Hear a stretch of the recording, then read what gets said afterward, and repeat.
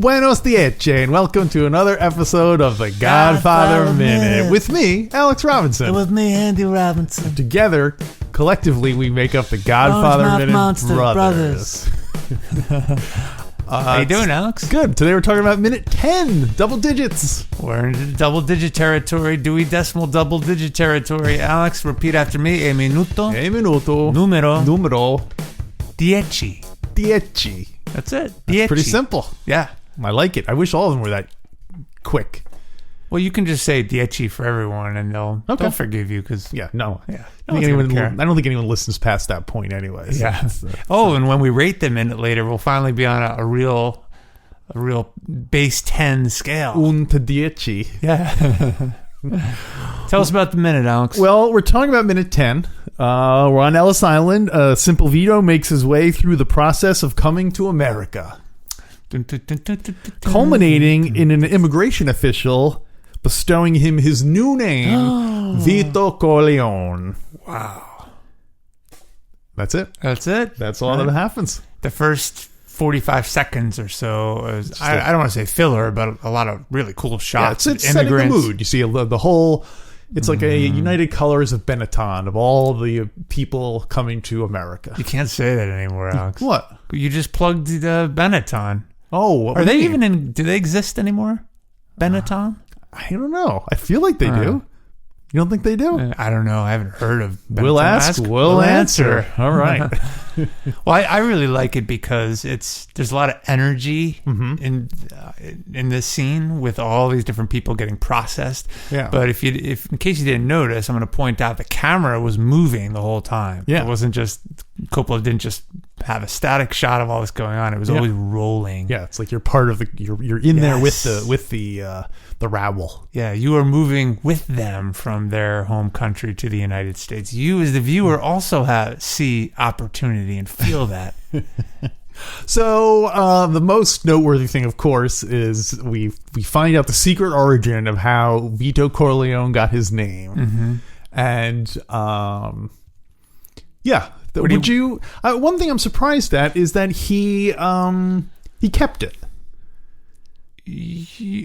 Yeah. Because even if he left with paperwork saying Vito Corleone, I assume when he went to go live with the Jenkos, they said, "What's your name?" And he said, "My name is Vito Andolini." Why would he say my name is Vito Corleone just because the guy told him that? Yeah. I don't know. And I'm sure this happened all the time in Ellis Island. I have a lot of questions about this. I actually got some information about that. Okay. Yeah. Lay the history on us, and then then let's speculate about what Vito's choices were. So I did a bit of immigration history last time around, so this time is a little bit from this point forward. So one thing I learned is that only generally first and second class passengers did not have to go through this general thing. They were given a quick inspection on the boat, and it was assumed that anyone who was classy enough, anyone who was sophisticated enough to get first or second class, was probably a good person, so they didn't really need to check into them or anything. Wow, even if they're moving to the country? Yeah. Wow. You're welcome. Yeah. You and your money are welcome. Yeah, it's the golden rule. Whoever makes the gold doesn't have to follow the rules. It's like global entry in the airports. Yeah, well, that's kind of what it is. It's like, so I guess on the boat, while they're on their way over, they're just like, okay, they just do a quick cursory thing, and then they can just go right through the... Wow. Interesting. April 17th. Is that when is this episode going to air? It's going for the folks that provide financial support. It will air Saturday the 10th. The 10th. And for everyone else, the 17th. Perfect. That happens to be, it was April 17th, 1907 was the record. 12,000 immigrants were processed through Ellis Island. Wow, that was the most that were ever done in a single day. 12,000 souls. That's amazing. All of them given different names. They were all given the last name Corleone. They're all named Vito Corleone. The guy got really lazy. He's like, oh, Vito Corleone. Everyone, you're Vito Corleone. Everybody in this wing, you are now Vito Corleone. So the question about the name, because this is a somewhat of an iconic thing, and I think people assumed it happened all the time because... because of the Godfather movie. I feel, well, I mean, I can't think of too many other movies that have to deal with Ellis Island immigration and emigration. So, but here's something I learned is that most of the time, people's names were taken before they got on the boat. So, which makes sense because they would do a list of all the people who were on the boat, and so if someone was given a name, like the people in their native country would probably give them the correct. It didn't happen nearly as much as we might think it. Oh, interesting. Okay. Because most of the time people's names and records were taken in their native country,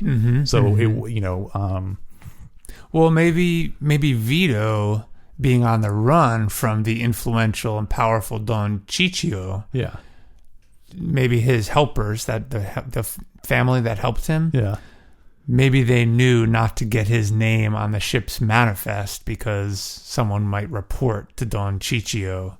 But the guy says, "Oh, this is Vito Andolini of Corleone." Well, maybe once he's on the boat or he gets there. I'm just talking about getting on the boat, right? Yeah, well, it did make me think that it was lucky that he got his name changed, because that might have made it harder for any Ciccio agents to get to him. So that was kind of that was the gods smiling upon young Vito, giving him the. So maybe when he got there to the Genco house, and he said, "Oh, my name is Vito Andolini, but they gave me the name Corleone," and they said, "Oh, you should keep that because." That way, they would understand. They would know his situation because he would probably tell them, "Oh, they killed my parents." And So maybe, and they say, "Well, you should keep that name because we just got an email today. The Ciccio family's still looking for you, so keep the Corleone name." You're surprised they didn't just name him Genco. You know what I mean? Adopt him in. Yeah. So, and also 1/3 of the immigration officials were themselves immigrants. So people were generally, so they were generally assigned to people who were coming from the countries that they were from, so that they would be able to understand. They spoke an average of 3 languages, the immigration officials. Each one of them. Yeah, the average. That was the average. So some probably spoke 1, but some probably spoke like 5 of them. So wow, that's cool. I know in this scene, it's easy to think of that guy just like, oh, he's just like ignorant white guy, just like Corleone. Yeah, sure, whatever. But but they were, and a lot of them had the best interest. There was a lot of immigrant groups and stuff that were helping people, get acclimated and make their way through the process. So wow, that's really interesting. I'm just thinking more about Vito Corleone, why he kept that name. Maybe we'll come back to that. And maybe there is something in the book later in the book when they're flashing back to it, but not yet. So also my other question, my follow-up question was, how much of this is known to Mikey and the gang? Like, did they grow up hearing stories about this, or did the Don just kind of keep it under his hat because he's like, it was a painful memory for him, or does he even remember being called Vito Andolini? Yeah, and do the kids know that that Pop went back to Sicily and avenged his mother and father and brother? Well, do we know that? Well, they're with the families with him. Oh, that's right, but I don't know if they know. They weren't with him during the killing. Yeah. that would be a little. Come on, you got to see this. Santino, I want you to drive a knife into his belly. The guy who killed Grandma. No wonder Sonny's got a temper. He's got all this trauma, childhood trauma. Now watch, I'm going to kill him. So and it seemed to remember Sonny looking old enough where he'd probably, although I don't know. He'd probably remember being at least going to Sicily when he was a kid. Yeah, he probably remembered being there. Maybe not Michael, because he was just like, well, goodbye, Michael. Yeah. It wasn't enough time. Wave goodbye, Michael, and whatever you do. And then Don Corleone hides the knife in Michael's pants because he knows the immigration people won't look there. Don Cicio's intestines hanging out of Michael's back of his drawers. So one other thing about the name changing. Yes. Maybe this is an urban or a myth too. I had always heard that they Americanize people's names. They would alter the to make them more ethnic American last sounding. name to make them more American, maybe easier to pronounce. Mm-hmm. Well, right? According to the Smithsonian article where I read much of this information, it's not clear how much of that was. There doesn't seem to be a lot of evidence of it happening by the immigration officials, but it might have been a very common thing for people to do when they moved to the new country because they want to start a new life. So they would either because they're on the run from a criminal mastermind and or they just wanted to be American. Yeah. Nowadays we're so used to it's such an alien concept these days for immigrants to be like, I want to throw that all in the past, and now it's all about multicultural and holding on to your heritage and stuff like that. So to us it seems crazy that they would not crazy, but it's a very different time. Yeah, different time. Yeah. So because I believe our grandmother's name in America was Pataki. Yeah, but I don't think that was the Polish version of it. I think it was like Potocie or something like that. I think also spelling and pronunciation might be something that, like, a lot of immigrants probably couldn't read or write. So when they said, "Oh, what's your name?" and they said Pataki, they just had to, P-O, come up with. So I'm sure there's a lot of variations that are I heard an interesting podcast about that one time where this family had like we'll say Pataki just for the sake of the discussion, and and then someone in the family did some research and they said, in the original Polish it was pronounced Potoki, and so there'd be two siblings and one of them's like, well, I'm going to use the original pronunciation. The other one's like, no, I'm going to go with the. So that would be the start of two family branches. One of them would say, oh, we're the Potoki family, and one of them would say, so it's almost you kind of get a little bit of a sense of how that kind of thing can spread out from that way. Yeah. That's fascinating. Yeah. So I had a question for you.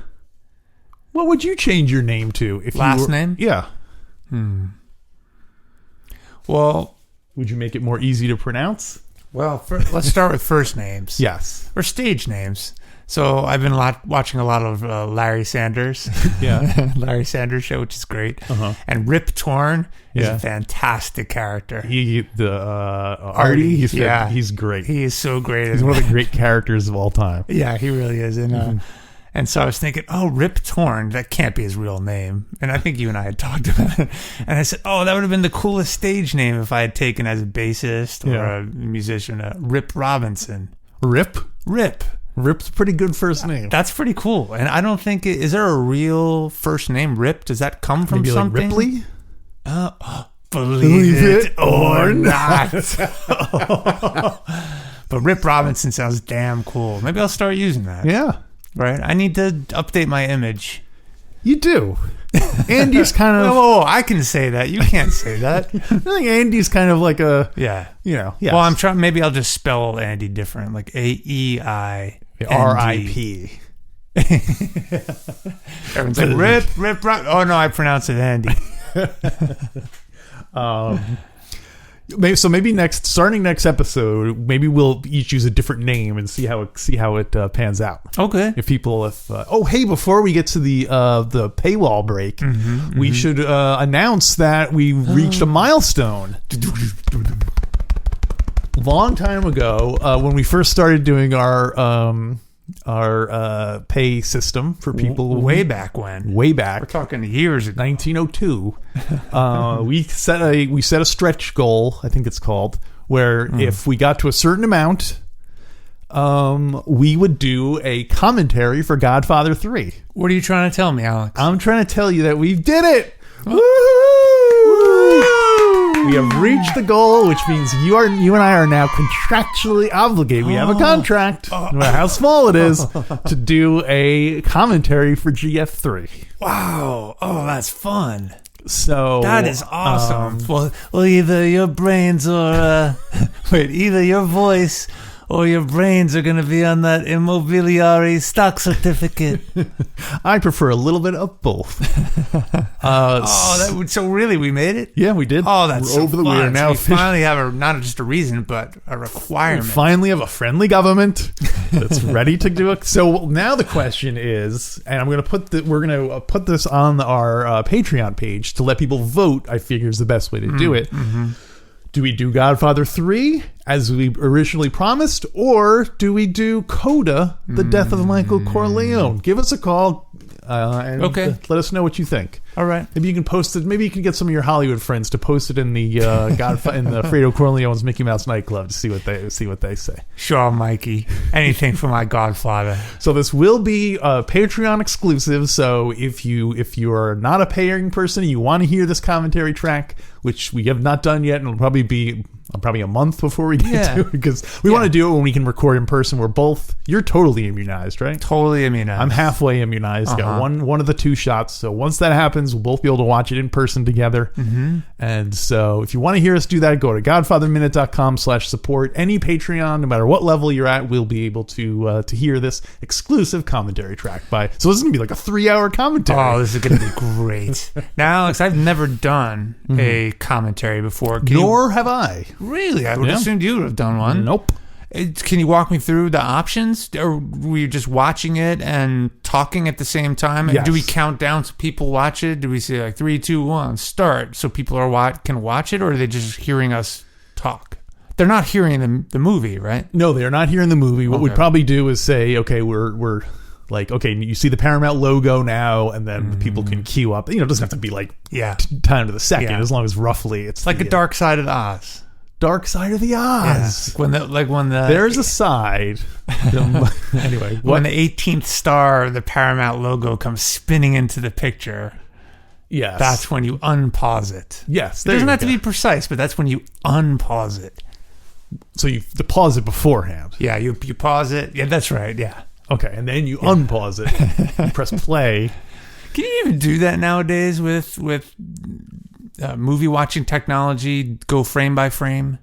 I think depending on the sophistication of your device, I think you can go through you can do like a slow motion. Yeah, I don't think I can do frame by frame with mine. Yeah. Anyway, we're going to keep it rolling though. Yeah. So. Well, let's talk about. That's but anyway, fun. Yeah. So I'm looking forward to it. What kind of preparations do we need to do? We don't need to do. Well, I mean, we need to get snacks. We need to get drinks. We need to use the restroom because there's no breaks, right? Well, I mean, theoretically, we could pause the recording and go to the restroom, and then there's nothing to say. Or if one of us, there's an emergency, it doesn't mean we have to. Well, we just have to keep it rolling. You just keep talking. Alex, keep talking, and then I come back like, wait, what happened? You're like, there was this thing with the Pope and the foreign country. I don't understand it. There's some legal snafu with the deal. So yes, finally we get to see GF3, and now we get to set another stretch goal. If we make that one, then we do a GF2 commentary track. Oh yeah! And finally, we get to do a GF1 commentary track. Wow, we should plan some type of countdown to the Zaza or some special event we do, and like a drinking game. A drinking game, I like it. Yeah. Yeah. All right. So we'll do some off the air prep for that. But thank you so much to our Patreons for getting us over that stretch goal. Yeah, we really appreciate it. And, since we're sort of in between content right now, please, I beg you, check out my music. I've been writing songs for 30 years. I'm finally getting them out there. The Underdog Night Soldiers. You're on your knees begging people to listen to it. You should listen to it even if it's just for old time's sake. Oh. Speaking of which, I am working on the Frankie Five Angels song. Nice. I really am. Glad to hear it. Yeah. I'm in between. I'm still not sure of my approach. Am I just going to do his voice the best I can? Like, hey, you're the all the dialogues. And Frankie says, "She's like in the dance song. Do the Frankie." Oh, and he's tap dancing.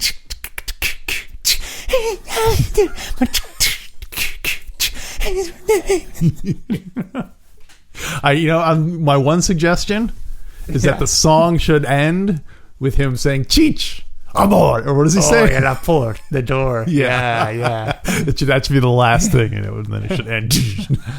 Oh, you're getting me thinking. I've only sort of conceptually thought of it, but maybe we're going to call it save the gambling for last. That's maybe. Good. Or maybe it should be like first the gambling. Wait, because what do they save for last? The gambling. They save it for everything last, with right? them is whores. Oh yeah, because he's criticizing them, right? Yeah. I like the idea. It's called save the gambling. Parentheses for last. Or it should be everything with them is whores. Parentheses they save the gambling for last. I think there's a limited number. Everything with them is whores. How would we spell whores so that it could be posted on iTunes? That there wouldn't be a block on it. WH0RES. Oh, really? That's a way to do it? Well, yeah, because that way it doesn't. Your eye reads it as whores, but when a robot is reading it, it just says WH0RES. So the algorithm isn't intelligent. The AI isn't intelligent enough to pick up on a zero. I don't. They would think it's like we'll ask, we'll answer. I don't know. The computer will think it's everything with them is zero res. Res. I like that. Yeah, I like that a lot. Yeah. Or another idea is everything with them is horse. Horse. A little waltz connection there. Oh, well, I thought also drugs because it was horse because that was what the whole GF1 was about. Yeah. So.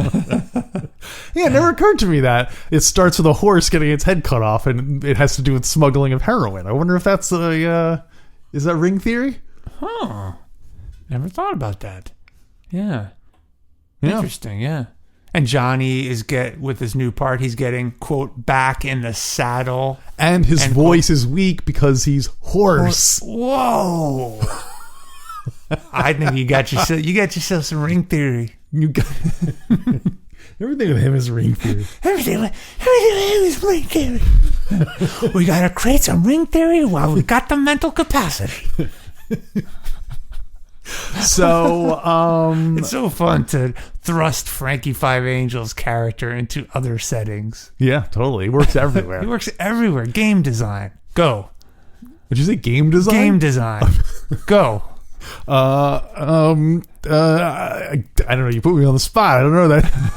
Okay. Everything except game design. All right. You ready? Frankie Five Angels in the stock market. Go. In the stock market, he's like, he had a heart attack. He has a head for big deals.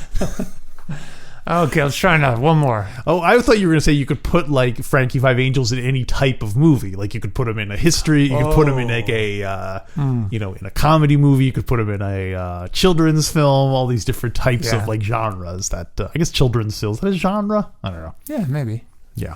Yeah, I think that too. Here we go again. It always comes back to Frankie Five. Well, now at least we have a legitimate. We have to set aside. We have to put aside Hyman Roth because he's not in this film, but he is in this. He just kept coming up every time anyway. We're gonna put Hyman Roth aside. We're gonna focus on Frankie Five Angels. Dollar for dollar, Frankie Five Angels is your best investment. Small potatoes. Oh, I can't wait for Hyman Roth. Let's see what else you got for this minute, Alex. Well, and also going back to him changing his name. Mm-hmm. So what if? Oh, I like that. What if music you did? That was good. What if he had changed his name to something totally different? Would that have impacted? You mean Vito Andolini? Yeah. Suppose you've been like, your name, Vito Bozo. Your name is Vito Bozo now. Would he still be as intimidating of a crime boss if his last name was Bozo? I can see it going either way. Because this is a boy named Sue. Oh, you think that would have made him tougher? Yes, it could have. Oh, interesting. It could have been. I thought you meant if his name was Sue Andolini, would that have been different? Or Sue Bozo. Sue Bozo. Wait. Yeah, Did I ever tell you about the boy named Sue? Did you ever tell me about my discovery of what that song was about? Oh, no. Mm-mm. So, first of all, if someone has not heard the song A Boy Named Sue and doesn't know the background behind it, by John Cash, press mute for the next minute and a half just to be safe, okay? Because I don't want to spoil it. Why don't they just pause, go on YouTube, listen to A Boy Named Sue, and then come back? Okay. Should we just wait for them to do that?